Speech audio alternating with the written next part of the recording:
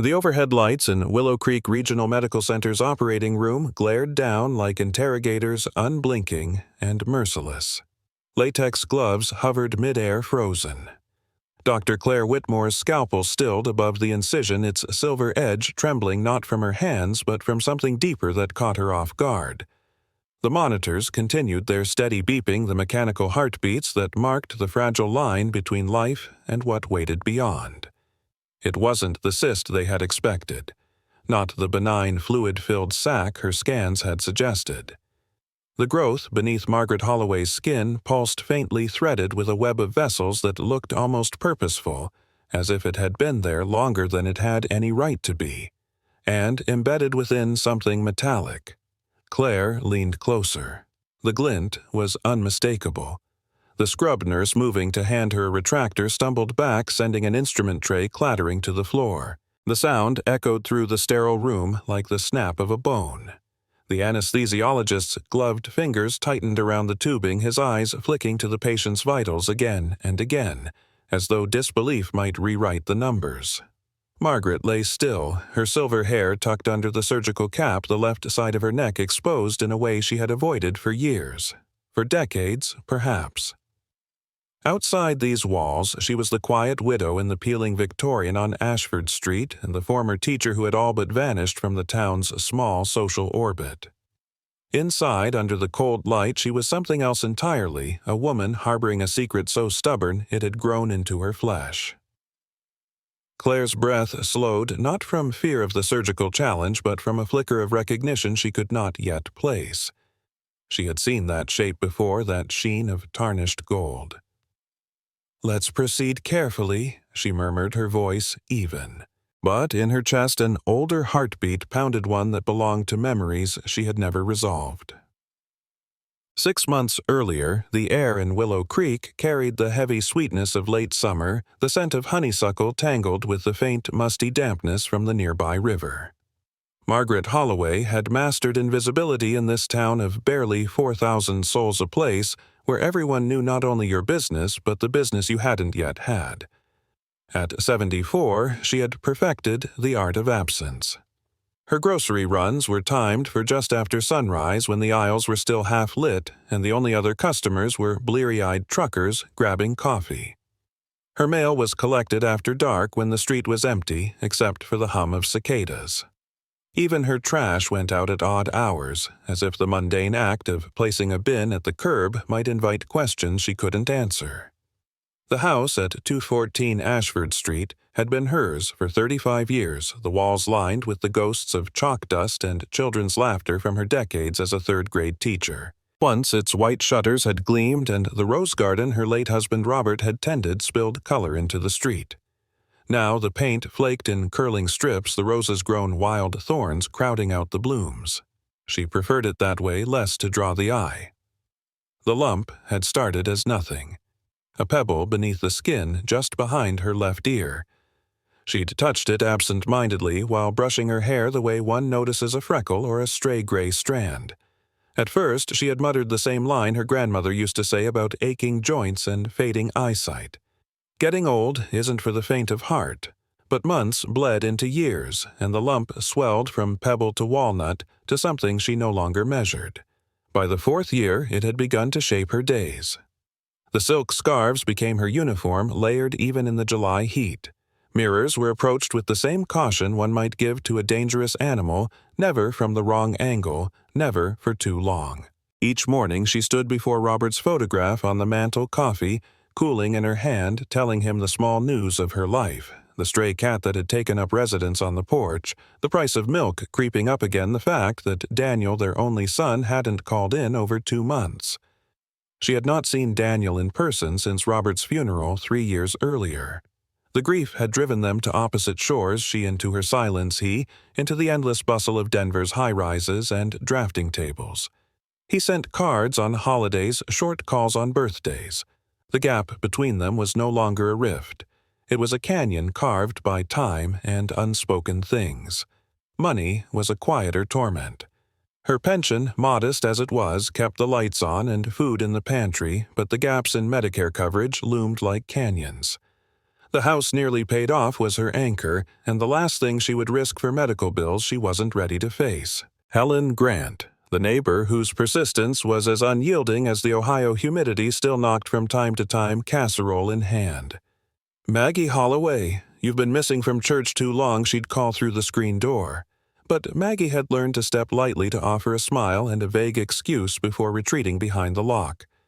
Each morning, the ritual of brushing her hair grew more like a battle angling her head so the scarf fell just so, feeling the weight beneath the skin and knowing in some private marrow that it carried more than tissue and blood. It carried years. Secrets. On the morning that would set everything in motion, an envelope arrived from the Willow Creek Senior Services Office marked in red Mandatory Medicare Enrollment Meeting. Attendance required. She had ignored the previous notices, dropping them in the kitchen drawer with the unpaid electric bill and the letter from the dental clinic. But this one was final. The day of the meeting, the late August sun baked the blacktop. She chose her heaviest scarf despite the heat, a powder blue she thought less conspicuous, and pinned it carefully. The lump, now pressed against the fabric, its surface uneven, almost ridged. A week earlier, it had begun to leak a clear, thin fluid she dabbed away with tissues, praying it would hold off for a few more days. The community center smelled faintly of coffee and floor polish, filled with the low murmur of the town's older residents. She slipped into the back row, pulling her straw hat low, hoping to endure the lecture on Part D coverage and slip out unseen. Halfway through, warmth spread along her neck. She reached up, fingers finding the telltale dampness. Beneath her scarf, the fabric was darkening. The faint, metallic tang she had noticed in recent weeks rose to meet her. She pressed harder, but the fluid came faster, the pressure inside the lump shifting. A voice beside her, a woman she dimly recognized from the school days, whispered, "Margaret, are you all right? You look pale." Maggie forced a smile, murmured something about the heat. But the stain had spread beyond her hand, now the scarf no longer its disguise. She stood quickly muttering an apology, heading for the hallway. The carpet gave way to tile, and she saw the first crimson drops on white floor. "Oh, Lord," someone gasped. Voices rose urgent. "Call 911, get her a chair." But beneath them came another voice, low but cutting. "What is that thing?" The words bit harder than the pain. She gathered the scarf tight and pushed through the double doors into the blinding sun, crossing the parking lot without looking back. She didn't stop until she reached her own front door keys, shaking in her grip. For 3 days, she did not answer the phone or the door. The bleeding had slowed, but the humiliation remained raw. Everyone would know now. Everyone would talk. On the 4th day, Helen's voice carried through the wood. "Maggie, I called Daniel. He's coming. This isn't something you can ignore anymore." Maggie sank deeper into Robert's old recliner, the scarf wound around her neck like a last defense. Somewhere out on the highway, her son was driving east toward a house he hadn't set foot in for years, and toward a truth she had fought to keep buried under silk, under skin, under decades of silence. If this story has touched your heart, consider subscribing to our channel so more journeys of healing and courage can find their way to you. Daniel Holloway had always thought of Willow Creek as a place where time moved like river silt, slow, deliberate, settling into every corner. But as his rental car rolled past the faded sign welcoming him home, the town felt smaller than memory, like a postcard left too long in the sun. The streets he'd once biked down now sagged with the weight of years. Ashford Street looked the same in outline rows of clapboard houses, porches sagging under August's humid breath, but the Holloway home had retreated even further into itself. The white paint Robert had kept spotless was now a dull, blistered gray. The front steps leaned slightly, as though tired from holding up the weight of visitors who no longer came. The key was still under the same terracotta flower pot, a hiding place so obvious it had been a family joke. He lifted it and found not just the key but the faint indentation of years, the soil pressed into a perfect circle beneath. Inside, the air was stale, the kind of stillness that comes from doors shut too long. Dust lay thick on the hall table where school portraits in mismatched frames lined up like silent sentinels, his own face frozen at 8/12/17. The smell was faintly medicinal, with an undertone of something metallic that made him think uncomfortably of the hospital corridors he'd passed that morning in Denver before his flight. He found her in Robert's recliner, the television spilling muted daytime reruns into the room. Maggie's frame seemed smaller than memory, her shoulders drawn in the scarf at her neck knotted with the precision of someone hiding a wound. "You didn't need to come," she said without looking away from the screen. Her voice was flat, not unkind, but heavy with the effort of someone guarding her ground. Daniel sat on the ottoman that had been his father's, noting the dust on its fabric. "Helen said you collapsed at the community center." "It wasn't a collapse," Maggie replied, eyes flicking toward him for just a moment. "I walked out." He studied her face, the pallor, the fine sheen of sweat at her hairline. The Maggie Holloway he remembered had worn lipstick to the grocery store and styled her hair for church picnics. This woman looked as though she had been bracing for a blow that never came. "When's the last time you ate something besides toast?" he asked. Her hands went to the scarf, adjusting it as if it could answer for her. "I manage." Daniel leaned forward, catching the faint outline beneath the silk. "Is that what this is?" Managing his tone was sharper than he intended, and her eyes narrowed. "I've been fine for 74 years without your help, Daniel."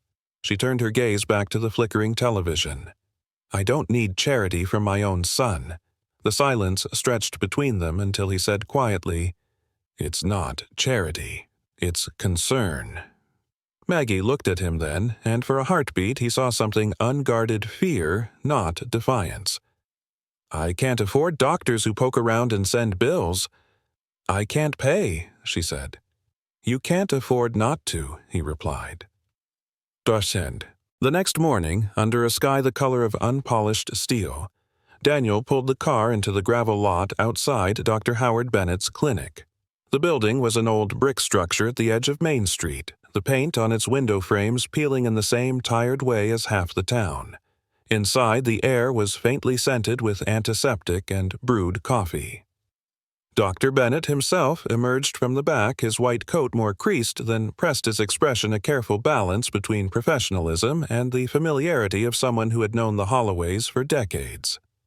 "Maggie," he said, his voice gentler than Daniel expected. "It's been a long time." She gave a small shrug as though years could be shrugged off like a coat. "I've been keeping busy. Let's have a look." In the exam room, the light from the single window fell across the left side of her face, catching the faint bulge beneath the scarf. Dr. Bennett gestured. "May I?" Her hands hesitated at the knot fingers trembling before she began to unwind the fabric. Layer by layer, the air seemed to thicken. When the last fold slipped away, the mass was revealed larger than Daniel had realized, its surface uneven. The skin stretched taut and mottled in shades that spoke of strain. Dr. Bennett's eyes sharpened. He palpated the area gently, his fingertips tracing the edges, pausing at certain points where Maggie flinched. "How long?" he asked. 6 years, she said, her voice barely above a whisper. "Maybe more." He exhaled slowly. "Maggie, this isn't something we can ignore. There's vascular involvement. It's developed its own blood supply. You're at risk for infection hemorrhage, and we can't rule out malignancy without further imaging." Her lips pressed into a thin line. "And the cost," Daniel spoke before Bennett could answer. "We'll handle it." Dr. Bennett glanced between them. "I'm referring you to a colleague, Dr. Claire Whitmore. She's chief of surgery at the Regional Medical Center. Complex cases are her specialty." The name seemed to catch in the air, but Maggie only nodded once quickly as though agreement would prevent further discussion. "I'll call ahead," Bennett said, scribbling on a referral pad. "You need to see her this week." Dad. Back in the car, the referral slip sat between them like an uninvited guest. Daniel watched his mother from the corner of his eye as she adjusted her scarf again, the movement almost compulsive. "You didn't argue," he said finally. "About what?" "Going to see her." Maggie's gaze stayed on the road ahead. "Sometimes you run out of arguments." Daniel wanted to believe it was surrender to reason, but something in her tone, measured almost resigned, made him think it was something else entirely. As they drove past the edge of town, the regional medical center's glass facade rose in the distance, reflecting the late morning sun. It looked foreign against the landscape of weathered brick and clapboard, like a piece of another world dropped into theirs. And somewhere deep in Maggie's chest, a weight shifted, not the physical burden beneath her skin, but the knowledge that this road led not only to a surgeon's table, but to the threshold of a secret she had guarded for over 40 years. The regional medical center rose from the flat Ohio fields like a shard of sky, all glass and reflections, a geometry of modern assurances pressed against the small-town horizon.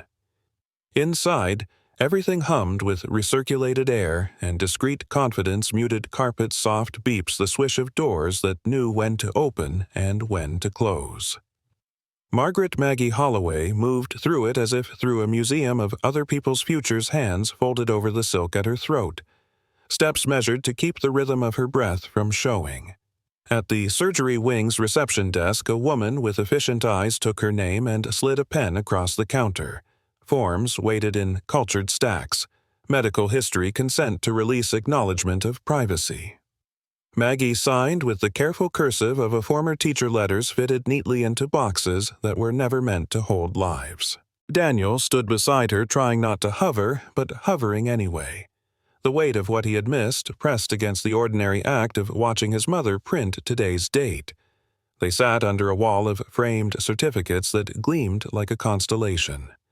Claire Whitmore, M.D., repeated across diplomas and awards, each one validating a mastery that felt both abstract and necessary. Somewhere behind those walls was a woman who stitched arteries and lifted peril out of bone-white light. Somewhere behind those walls was the next door. A nurse called her name with a voice that didn't startle. Blood pressure cuff, pulse oximeter. The universal liturgy of vital signs. The machine's soft chirp recorded a heart negotiating with itself. Down the hallway, the exam room waited, a rectangle of cleanliness. A window angled toward a strip of late morning sky. A chair placed not quite facing the door, as if expecting a conversation that mattered. When the door opened, the surgeon did not arrive in a rush. Dr. Claire Whitmore entered as though moving from one note to the next in a song she knew by heart. Mid-50s, perhaps hair pulled back without vanity, the slight gravity of someone who had spent years reminding hands to obey their minds. Her gaze was direct, but not invasive. It rested on Maggie the way a steady palm might quiet a skittish horse. "Mrs. Holloway," she said, and the voice was low-tempered steel with warmth at the edges. "I'm Claire." Names should have been simple, but the sound of it lodged somewhere behind Maggie's breastbone where old echoes sometimes gathered. Claire. The syllable rang faintly against a place she rarely touched. She nodded, and the nod contained a pact. "Today we will pretend everything is new." Claire reviewed the referral quickly, eyes tracing the story. Durdar. Bennett had compressed into tidy lines 6+ years, progressive enlargement, intermittent drainage, recent hemorrhage at community event. She asked for permission with a glance and a small tilt of her head, and when Maggie unknotted the scarf, the room's air took on the concentration that precedes a solved problem and respects the time it takes to be solved. Gentle pressure mapped margins no one had charted. Claire's fingertips were careful cartographers, here the edge, here the tether, here the place where skin had thinned to a shimmer. Beneath those skilled hands, the mass felt less like a trespasser and more like a fortress hastily built and then reinforced by years. Vessels braided across its surface in a hierarchy of need, blue-red tributaries that had decided to belong. "You've carried this longer than anyone should have," Claire said, not as judgment, but as weather report. "We'll image. First MRI with contrast to understand the boundaries and what lies beneath. Then we'll talk about a plan." Maggie exhaled a breath she hadn't meant to hold. The mention of boundaries soothed something practical in her, the part of her that had drawn tidy margins in lesson plans and believed once that you could keep children safe with procedures and attendance charts. She nodded again, and Daniel's shoulder softened half an inch. The MRI suite was colder than the rest of the hospital, a white mouth that hummed a mechanical lullaby. A tech explained the process in a tone that presumed adults deserve clarity. Loud noises hold. Still contrast agent that might feel like a tide turning warm in the arm. Head cradled, neck gently aligned, the world narrowed to the tunnel's circle and the keeper's voice over the speaker. "Almost there, Maggie. You're doing well." Within the chamber, the sounds came in patterned staccato, knocking low drones, the polite alarm of a machine announcing its own effort. She kept her eyes closed and let the sounds become a metronome. A picture was being taken not of her face or hands or the house she had kept, but of the one geography she had refused to tour. She thought of Riverstone smoothed by insistence. She thought of how long a secret could pretend to be skin. When it ended, she felt the blanket settle heavier across her legs, the body reclaiming heat. The tech smiled the small practiced smile of someone who cannot give answers but knows the road out. "Your doctor will review these right away." They were back in the exam room when Claire returned with the images. She did not lay the films down with drama. She placed them where Maggie could see, and then she made space for gravity.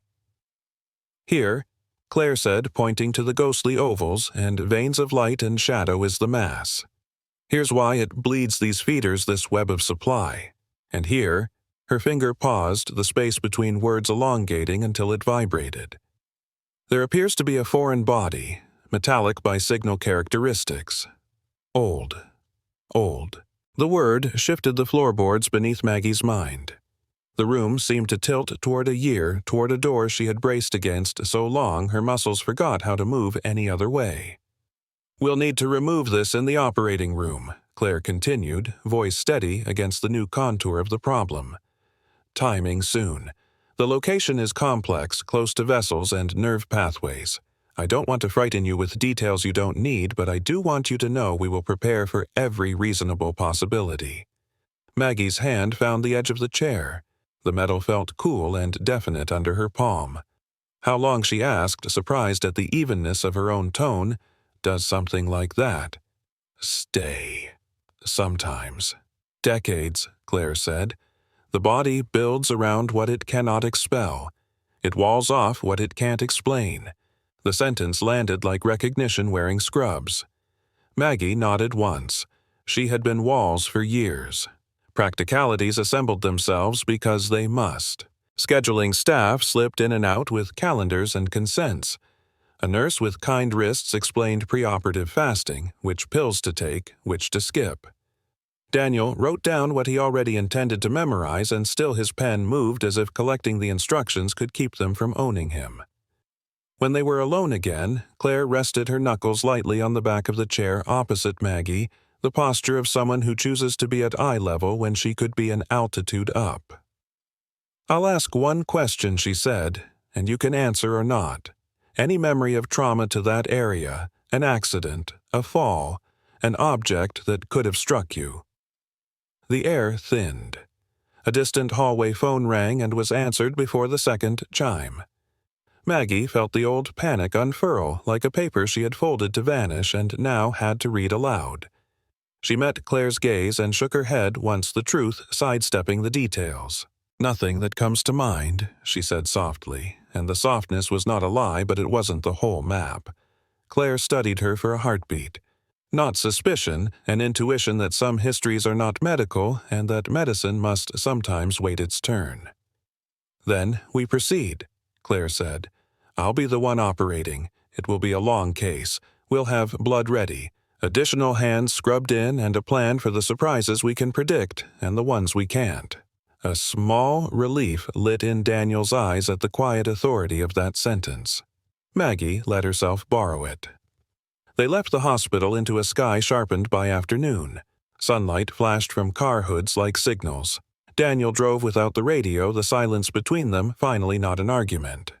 When they turned onto Ashford Street, the house looked as it had that morning, but something about the angle of light made the chipped paint seem more honest than shabby.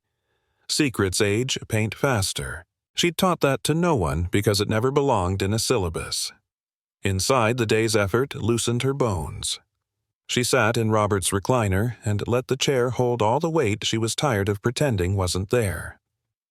Daniel moved quietly through the house, a sheet of paper on the kitchen table collecting the small to-dos he had pretended for years were not his to do, fix the leaning step, replace the batteries in the smoke detector. Find the savings book she kept in an envelope, worn thin by thumbprints.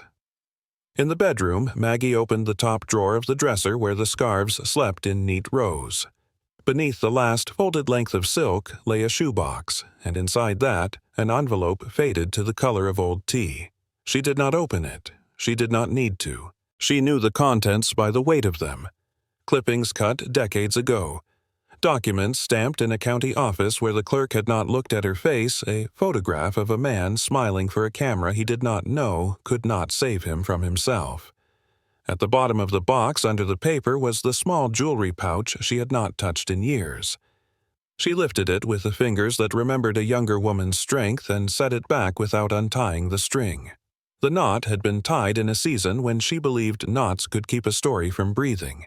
She returned to the chair and watched the slow parade of light travel across the living room floor, a golden stripe moving imperceptibly toward evening.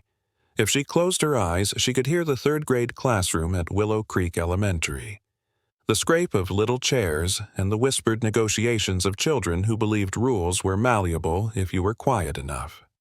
In those years, she had believed in cause and effect, effort and result. Be patient and you will be rewarded. Be good and you will be safe. On the night that had taught her otherwise, cicadas had rasped in the cottonwoods, and a man had come home with whiskey on his breath.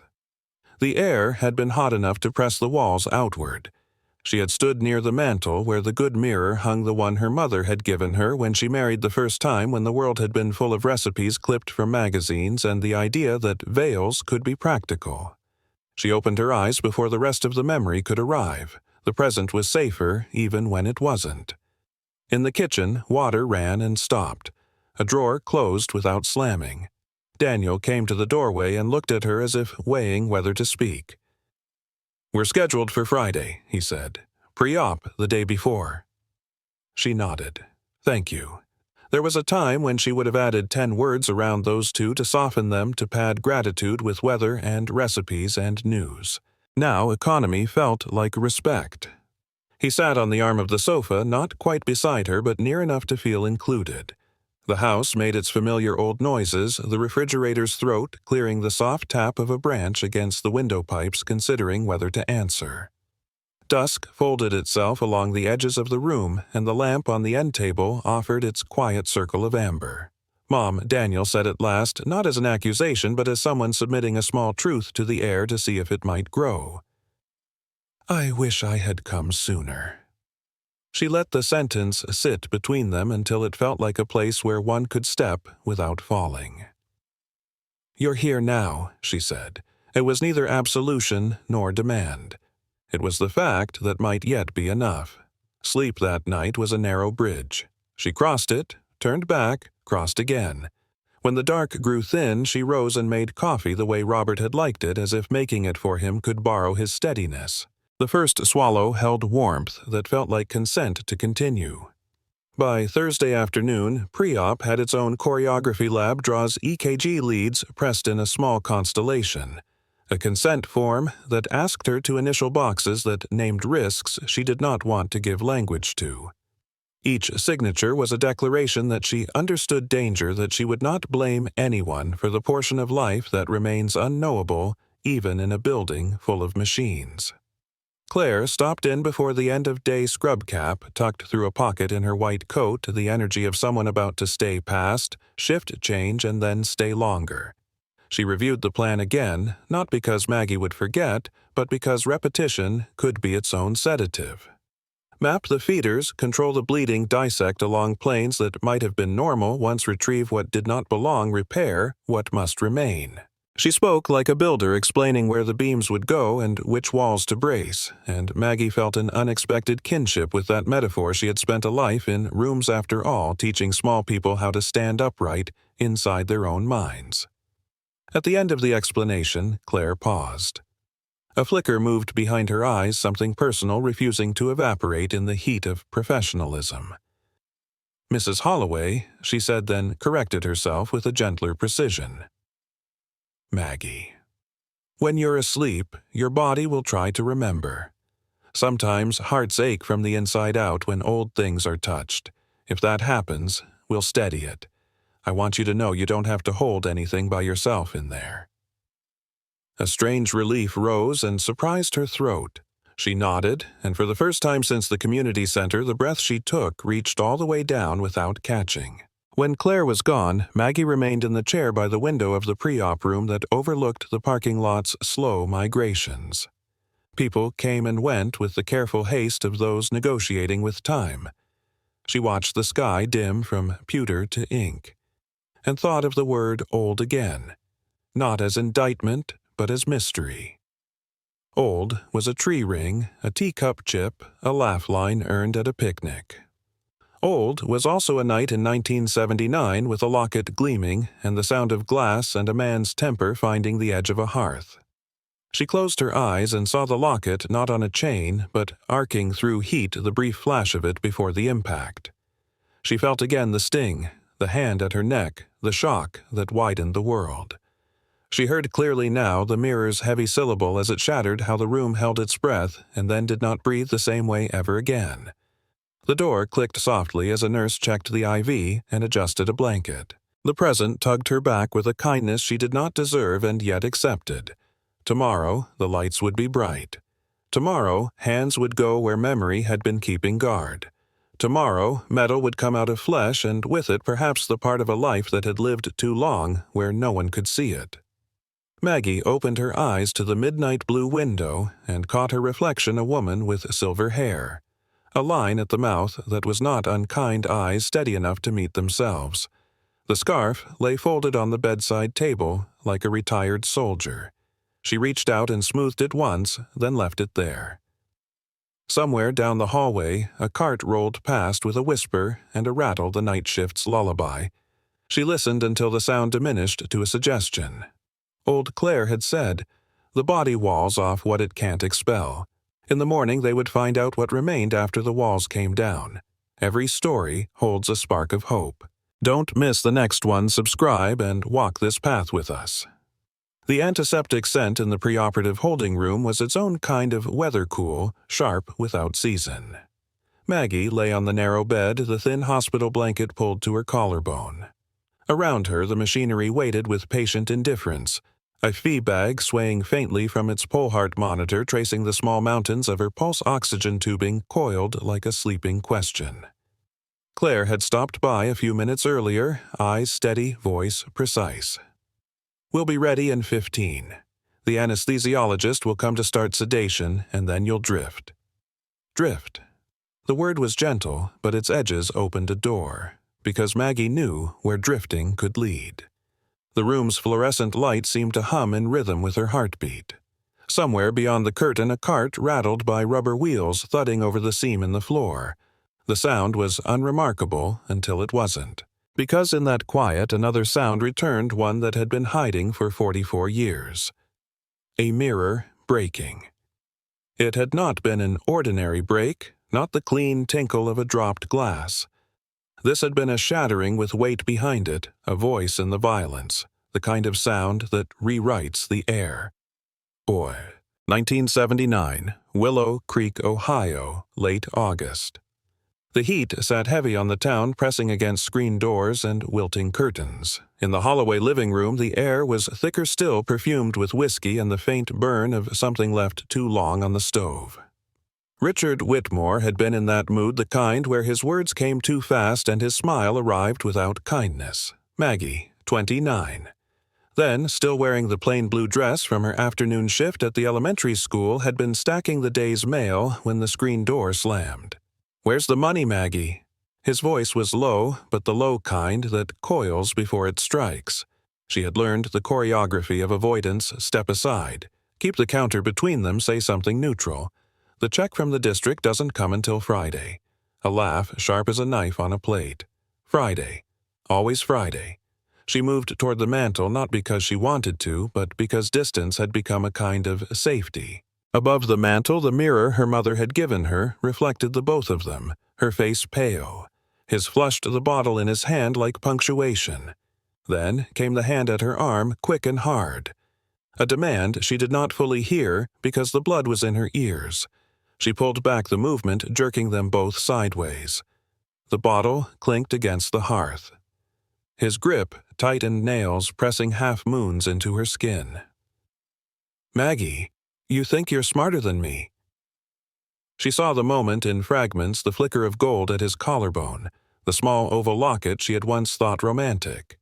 The sudden shove, her hand catching the edge of the mantel, the mirror tilting forward in a slow, dreadful arc. The sound when it hit was not just glass breaking, it was a verdict. Shards exploded across the rug, glittering like a second of daylight stolen from the sun. Something hot grazed the back of her neck. He swore, stepping toward her again, but the floor betrayed him, one jagged piece biting into his heel. His body pitched, shoulder catching the edge of the brick hearth with a sound that did not belong to glass. Then stillness. For a moment, the only sound was the tick of the clock and her own breathing, ragged and foreign in her throat. The locket lay on the rug chain, snapped its hinge, sprung open. Inside, a photo she had never seen before, Richard as a boy standing beside a girl with dark hair and a serious mouth. She didn't touch him. Couldn't. Minutes later, the choice was no longer hers. "Chad." Present. A nurse's voice touched her shoulder back in the pre-op room. "Mrs. Holloway, we're going to roll you to the OR now." The wheels beneath the bed whispered over the linoleum. Passing under the doorway was like crossing a border. The air in the surgical suite was colder, brighter, an Arctic noon. Lights, like open eyes, hovered overhead.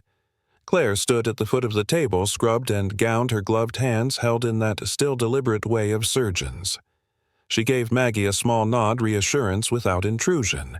The anesthesiologist leaned into view, his voice a soft instrument. "You'll feel a little warmth in your arm. Just let it come." Warmth bloomed from the IV site, climbing her arm in a tide she couldn't stop.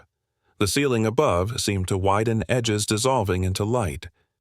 The beeping of the monitor became the heartbeat of another time. Eus and Desir, 1979. It had been hours later, darkness pressing against the windows when she acted. She wrapped the locket in a kitchen towel, her hands steady in the way of someone who has run out of panic. The body had already been taken from her sight, how she would not write down, not even for herself. In its place was the silence of a room rearranged to look untouched. The mirror's absence was explained by an empty hook and a note to her mother about an accident. The locket she hid deep, so deep she forgot where the memory ended and the forgetting began. Present. The OR lights felt close now, like moons leaning in. Claire's voice floated somewhere above her scalpel. "Let's start." The first touch was not pain, but pressure firm and certain at the base of her skull. Somewhere far off, a monitor ticked faster. Maggie's last coherent thought before the anesthetic claimed her was not of fear, but of that oval glinting on a rug in 1979, and the girl in the photo who had never been explained. The past was about to be touched by a blade, and walls once cut do not always close the same way. The world narrowed to a circle of light. Cold air pressed against Maggie's cheeks, carrying the faint metallic tang of sterilized steel. Somewhere beyond the arc of her vision, voices moved in a rhythm she couldn't follow. Short commands, murmured acknowledgments, the muted clink of instruments being passed from one gloved hand to another. The anesthetic held her in a strange borderland. She was aware of her body, but unable to claim it, her mind floating just above the surface of her skin. Incision. Claire's voice said steady, stripped of anything but purpose. Pressure bloomed at the base of her skull. It wasn't pain, not yet, but a deep, deliberate movement as though someone were unbuttoning the edge of her life. The beeping of the monitor became the room's pulse, joined by the soft hiss of suction, the muted snap of a retractor locking into place. A cool wash saline perhaps ran down the exposed skin, its path marked by the soft patter into an unseen basin. Inside that borderland, time fractured. Each sound was too sharp, the soft metallic chime of a dropped clamp, the whisper of gauze pulled from its sterile pack, the subtle tremor in an assistant's breath as she leaned closer. "Unusual density here," Claire murmured. "It's embedded deeper than expected." Hands shifted. Another instrument. Maggie felt a tug internal alien, followed by a faint vibration as if something metallic were being coaxed loose from the tangle of her own flesh. Doctor, the scrub nurse's voice carried a thin thread of surprise. Claire leaned in the OR light, glinting off something just beneath the incision site. With careful precision, she teased it free. The object emerged slowly, reluctant to leave its chain caught in fibrous tissue. When it finally came clear, the air in the room changed. It was an oval locket, its gold dulled by years inside the human body. The chain hung in a twisted knot, a few links still marked by the faint brown of dried ancient blood. Claire's gloved fingers turned it over. Even through the latex, she knew this object. She had seen it once decades ago, resting against her father's chest in a photograph her mother kept hidden in a locked drawer. Her gaze flicked to Maggie's face, sedated, unknowing, and then back to the locket. The hinge was stiff with corrosion, but when she coaxed it open, the miniature portrait inside was intact, a young Richard Whitmore, standing beside a dark-haired girl with solemn eyes. The room seemed to recede. She could hear the low hum of the overhead lights, the faint buzz in her own ears. "Do you want me to document it for pathology?" the nurse asked. Claire's answer came too quickly. "Yes. Tag it, photograph it in situ first." Her voice was even, but the tremor was there hidden under the clinical cadence. They continued. Suction drew away the pooled blood cautery-sealed vessels with the smell of singed protein. The tumor's bulk was freed, lifted, placed in a basin. But for Claire, the weight of the locket in the surgical tray was heavier than any mass she'd excised. In the quiet that followed closure, sutures lying neat as train tracks, dressing applied with deliberate care. Claire stepped away from the table. Through the glass partition, she could see the recovery room empty now, but waiting. Her mind replayed fragments. She had not asked for the sound of her mother's voice when she had finally spoken of Richard. The bitterness that had clung to the edges of every word, the unanswered questions about the night he never came home. She stripped her gloves, the snap of latex startlingly loud. The locket lay in a small evidence bag on the counter, sealed, labeled with Maggie Holloway's patient ID. For a moment, Claire pressed her fingertips to the cool plastic. Hours later, Maggie drifted upward from the anesthetic fog. The first thing she noticed was the light soft filtered through curtains instead of glaring from above. The second was the weight at her chest, a pressure not from pain, but from something unseen. Her vision cleared slowly. Claire stood at the foot of the bed, still in her surgical cap, her expression unreadable. In her hands she held the evidence bag. The gold oval inside caught a shard of afternoon sun glowing faintly through the plastic. "You should rest." Claire said, her voice quiet, but there was something in it, a question, a reckoning that made rest impossible. Maggie's breath caught. She knew what was inside before she saw it. The locket had found its way back to daylight, and with it the night she had tried to bury. Your support keeps these voices alive. Subscribe today, and let's keep telling stories that matter. The recovery room was steeped in the muted hum of machines and the faint hiss of oxygen. Afternoon light slanted through the half-closed blinds, dust motes drifting in the golden spill like particles of time itself. Maggie lay propped against the pillows, her breath still shallow from the anesthesia, but her mind was sharper now. The sedative haze had receded enough for her to notice the object on the bedside table, the evidence bag, the locket, and beside it a folded chair where Claire sat posture straight, hands clasped in her lap as though holding back something that might break if released too soon. For a long while, neither spoke. The only movement came from the slow rise and fall of Maggie's chest and the quiet mechanical rhythm of the heart monitor. When Claire finally lifted her gaze, it was not the clinical steadiness of a surgeon she offered, but something rawer stripped of the protective polish. "That locket. It belonged to my father." The words landed with a quiet finality. Maggie's fingers twitched against the blanket. "He disappeared in 1979. Claire continued, her tone careful as though crossing a floor of glass. "My mother never spoke of him except to say he'd left and never come back. I was 7. She paused, eyes fixed not on Maggie but on the thin seam where the blanket met the sheet. "I know the man in that photograph, and I know he was wearing that locket when I last saw him." Maggie felt the past pressing in, filling the sterile air with scents and sounds that did not belong here, the sharp crack of breaking glass, the smell of whiskey, the weight of a silence that had lasted 4 decades. Her voice, when it came, was brittle. "Your father was Richard Whitmore?" Claire's nod was almost imperceptible.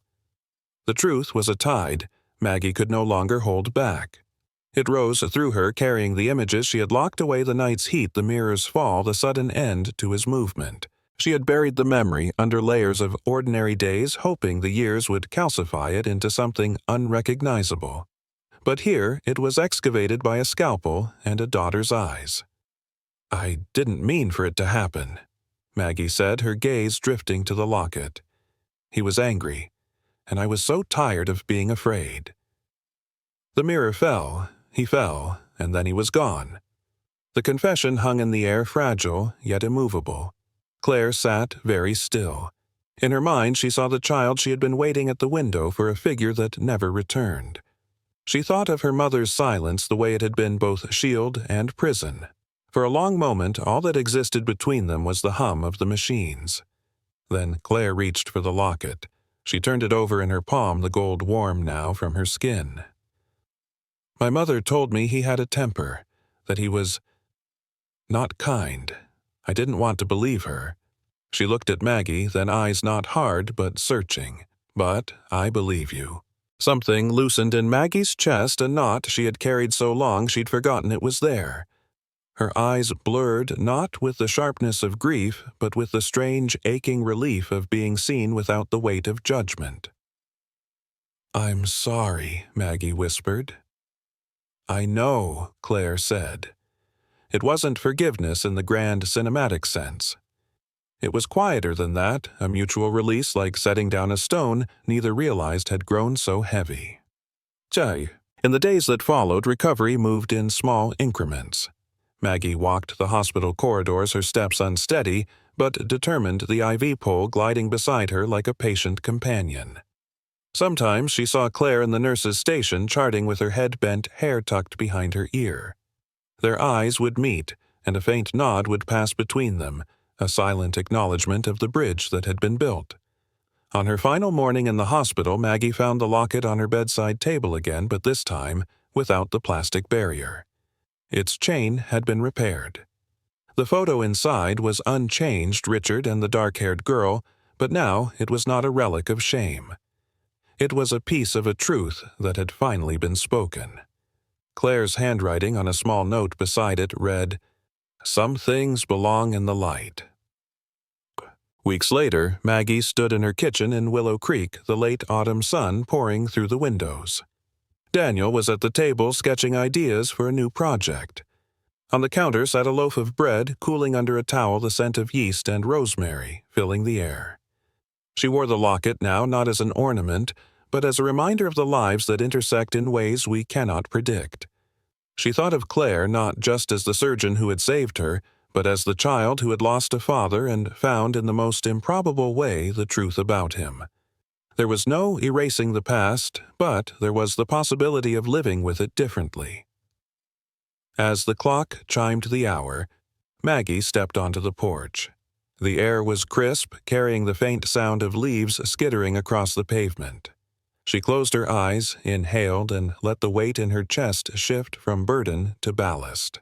Somewhere in the tangled weave of lives and years, a wound had closed, not invisibly, but with a scar that no longer hurt to touch. And under the pale Ohio sky, Maggie Holloway, teacher, widow, survivor, felt the unfamiliar lightness of a story that no longer needed to hide.